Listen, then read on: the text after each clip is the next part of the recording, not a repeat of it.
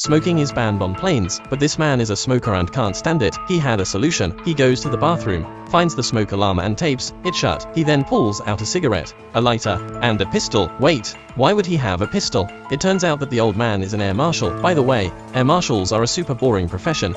Flight attendants and stewardesses can talk and walk around. Air marshals have to pretend to be ordinary passengers all year round and watch for suspicious people on the plane. This means that he can't talk to anyone or play with his mobile phone, and he has to sit aboard every day. So the only fun the air marshal has on the plane is sneaking a cigarette in the toilet. But today is special. Jack's job will no longer be boring. As he returns to his seat from his cigarette, he receives an anonymous text message. The person on the other end says, with a hint of flirtation, that it is a crime to smoke in the lavatory. Jack was puzzled. The text message was on the plane's internal network, and no ordinary person could have known about it. He got up and looked around, but found no one suspicious. Most of the passengers in the other cabin were also asleep. Just then, the other party sent another text message. Put $150 million into this account right away, or a person will die every 20 minutes. Whether it was true or not, Jack immediately timed the 20 minutes. He finds another air marshal. He thinks his companion is playing a prank on him, but his companion has no idea what he's talking about. So Jack showed him the contents of the text message, and his companion, in an attempt to clear his name, pulled out his phone and showed it to him. It wasn't him who had sent the text message.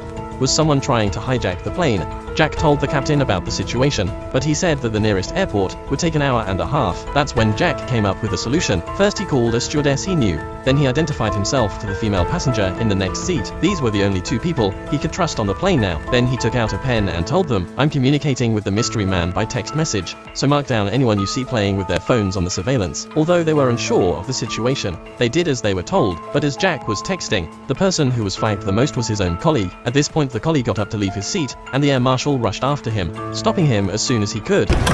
You son of a bitch.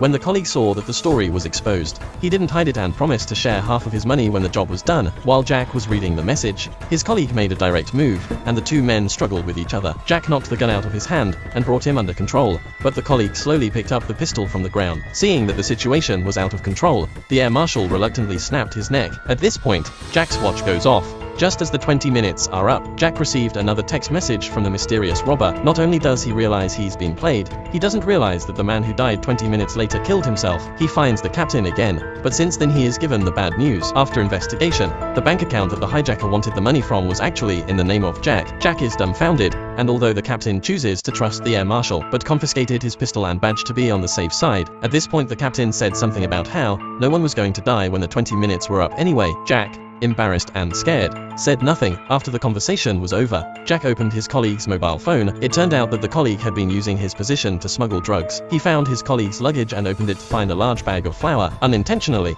the stewardess saw the body and was terrified. Jack takes control of her and explains the whole story of the incident. Looking at the old friend's face in front of him chose to believe him. Seeing that another person was about to die in 13 minutes, he needed the flight attendant's help. Then he took away his colleague's pistol and prepared to search all the passengers' luggage and mobile phones. This maneuver made the captain suspicious. Now that the captain also thinks Jack is the hijacker, what should Jack do next?